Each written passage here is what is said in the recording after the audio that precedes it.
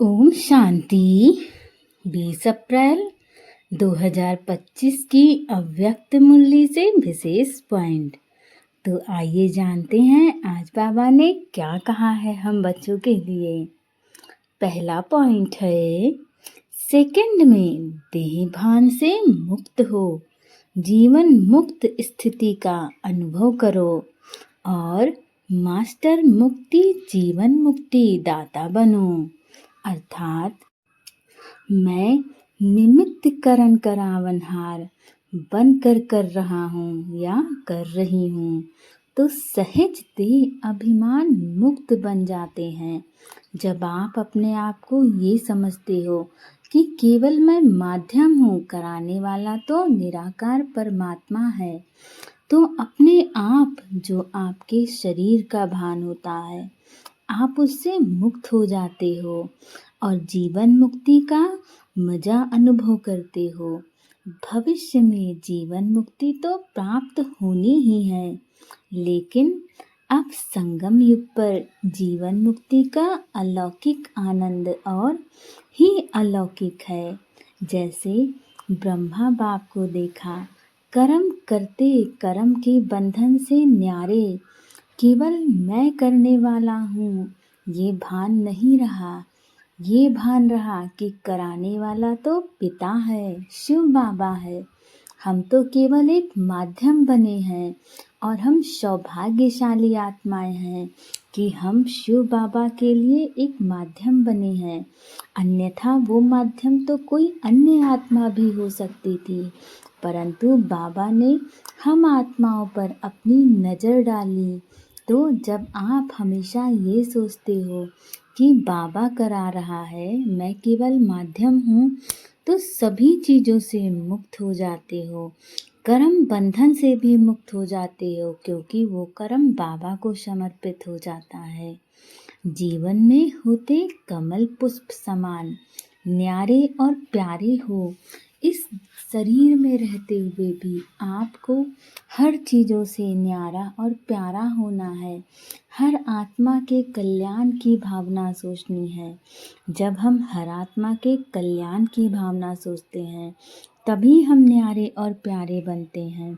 जहाँ पर हमारा अपना इंटरेस्ट होता है, वहाँ हम बंधन से न्यारे नहीं बनते हैं, बंधन मुक्त आत्मा बनते हैं।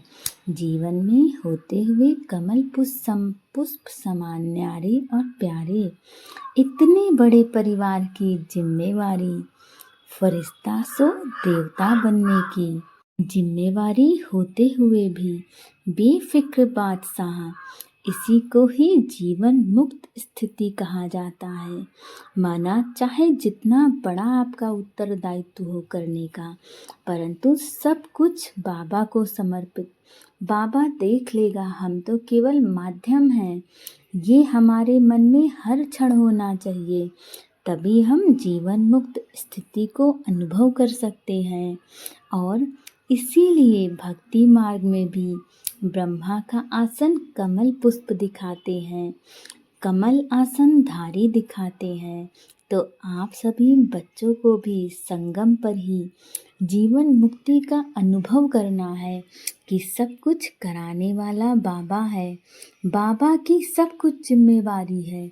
हम सभी जिम्मेदारियों से समस्त फिक्रातों से मुक्त आत्मा हैं, तभी हमें जीवन मुक्ति का अनुभव होगा। और इस समय ही मास्टर मुक्ति जीवन मुक्ति दाता बनना है, बने हैं और बनाना है। मुक्ति जीवन मुक्ति के मास्टर दाता बनने की विधि है। सेकंड में देह भान मुक्त बन जाएं। इस अभ्यास की अभी आवश्यकता है। रहे तो देह में, परंतु देह से न्यारा मन के ऊपर ऐसी कंट्रोलिंग पावर हो जैसे ये स्थूल कर्मेंद्रिया हाथ हैं, पाँव हैं, उसको जब चाहो जैसे चाहो वैसे कर सकते हो। टाइम लगता है क्या? अभी सोचो, हाथ को ऊपर करना है, टाइम लगेगा? कर सकते हो ना। अभी बाप दादा कहे हाथ को ऊपर करो तो कर लेंगे ना, करो, नहीं कर सकते हो। ऐसे मन के ऊपर इतना कंट्रोल हो, जहाँ एकाग्र करना चाहो वहाँ एकाग्र हो जाए। मन चाहे हाथ पाँव से सूक्ष्म है, लेकिन आपका है ना, मेरा मन तो नहीं कहते हो। और यदि आपको लगता है कि सब कुछ बाबा का है, तो सब कुछ बाबा को समर्पित करो। ये शरीर, ये आत्मा, सब कुछ बाबा के लिए है। तो बाबा जैसा कहते हैं, अपने मन को भी बाबा को समर्पित करके वैसा आप करो। अगला पॉइंट है, सभी को ठिकाना देने वाले रहम दिल बाप के बच्चे रहम दिल भव। अर्थात रहम दिल बाप के रहम दिल बच्चे किसी को भी भिखारी के रूप में नहीं देखेंगे। उन्हें रहम आएगा कि इस आत्मा को भी ठिकाना मिल जाए, हर आत्मा का कल्याण हो जाए। उनके संपर्क में जो भी आएगा उसे बाप का परिचय ज़रूर देंगे। जैसे कोई घर में आता है तो पहले उसे पानी पूछा जाता है, ऐसे ही चला जाए तो बुरा समझते हैं। ऐसे जो भी संपर्क में आता है उसे बाप के परिचय का पानी जरूर पूछो। अर्थात दाता के बच्चे दाता बनकर कुछ ना कुछ दो, ताकि उसे भी ठिकाना मिल जाए, हर आत्मा का कल्याण हो जाए। हमारे मन में यही आता है कि हर आत्मा को उसे जो भी आवश्यकता है वो सब मिल जाए, बाबा सबका कल्याण करे। तभी हम रहम दिल बाप के बच्चे रहम दिल धारी बनेंगे, क्योंकि हमारा उत्तरदायित्व तो बड़ा है। हम केवल अपने कल्याण की कामना नहीं कर सकते हैं, हमें सबके कल्याण की कामना करनी होगी। और जब आप सबके कल्याण की कामना करते हैं, हर आत्मा के लिए रहम दिल बनते हैं, तो आपका कल्याण स्वयं हो जाता है। आपको अपना कल्याण करना ही नहीं पड़ता है।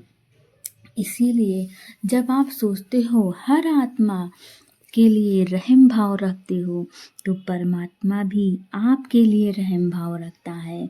इसीलिए कहते हैं, ये प्रकृति, ये संसार, ये पृथ्वी, सबसे बड़ी बात, ये पृथ्वी गोल है, तो इस संसार में सब कुछ लौट के हमारे ही पास आता है। इसीलिए इस बात पर ज़रूर अटेंशन दो कि यदि आप दूसरी आत्माओं के रहम की कामना करते हो, तो आपका परमात्मा रहम दिल स्वयं आप पर बन जाएगा। अगला पॉइंट है, यथार्थ वैराग्य वृत्ति का सहज अर्थ है, जितना न्यारा उतना प्यारा। अर्थात यदि हम आत्माएं चाहते हैं कि हमारे अंदर वैराग्य वृत्ति आए, और जब तक हमारे अंदर वैराग्य वृत्ति नहीं आएगी, माया किसी न किसी रूप में हमारे पास आती रहेगी, हमें परेशान करती रहेगी।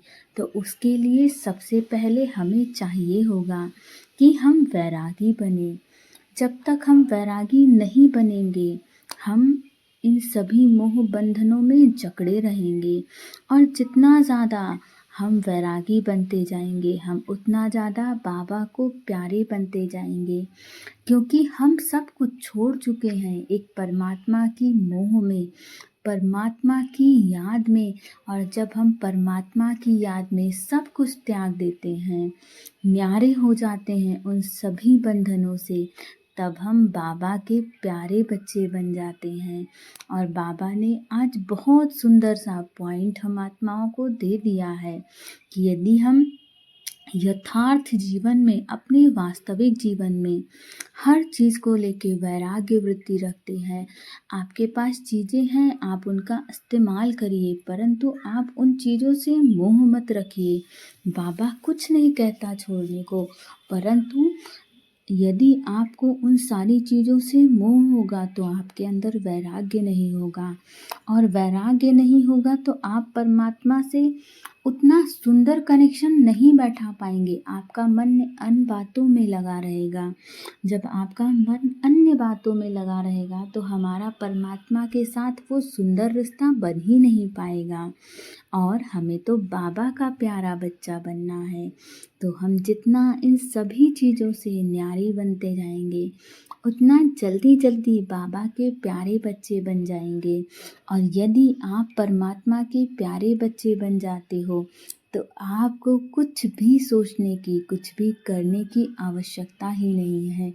सब कुछ बाबा आपके लिए सोच लेगा, सब कुछ कर देगा। ओम शांति।